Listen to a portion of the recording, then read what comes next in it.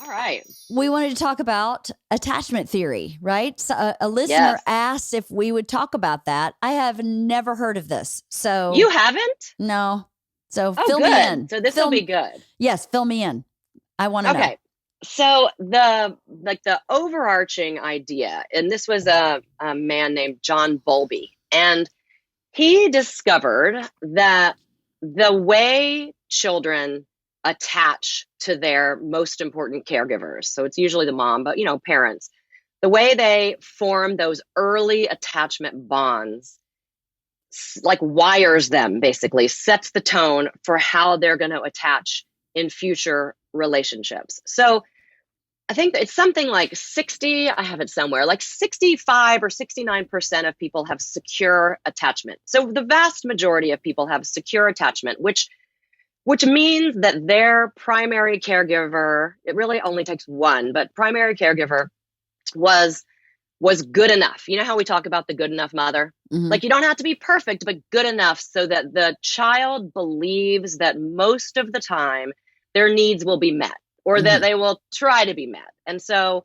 then, like, if you can picture how you remember with your kids, a securely attached child, like, it's like if you're in a room, for example, like a place they've never been before, will hang out with mom at first, like get their bearings, and then venture out and explore, and then come back and check in. Mom's still there. Okay, we're safe. And then venture out more and explore.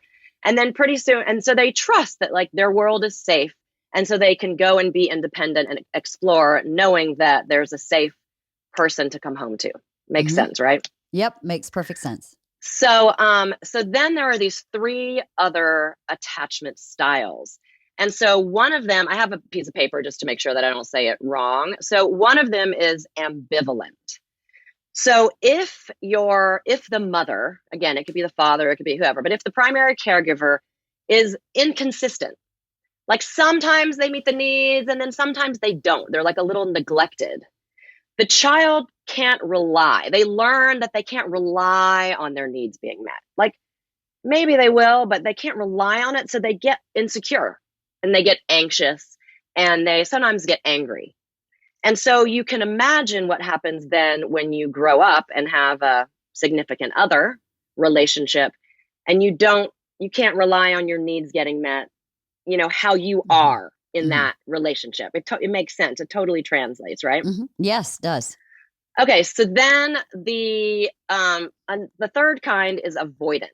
So that is when the mother is just distant or disengaged. And it happens a lot of times when you have the primary caregiver has some kind of mental illness.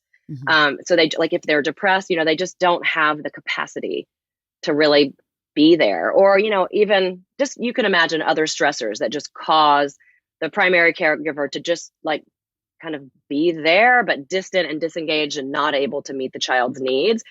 So the child becomes like emotionally distant and not very explorative. Like they're not very likely to go out in the world because it's just kind of scary. And they internalize that, my needs probably won't be met. And so that's how they go into their adult lives. And their expectations from whoever they're going to be in relationship with is like, I'm probably on my own here. You're probably not going to meet my needs. And then the fourth kind is disorganized. And so that is if the mother is like, has kind of extreme emotions, like it's like scary, like that the mom is like really, not like, you just never know what you're going to get, either angry or just like totally passive, or like if the mom's really afraid, it basically makes the child like unsure, insecure, passive, non-responsive, sometimes even depressed. It's not good, as you can imagine. And so then the child ends up just being really confused with like no strategy to try to go out in the world and get their needs met.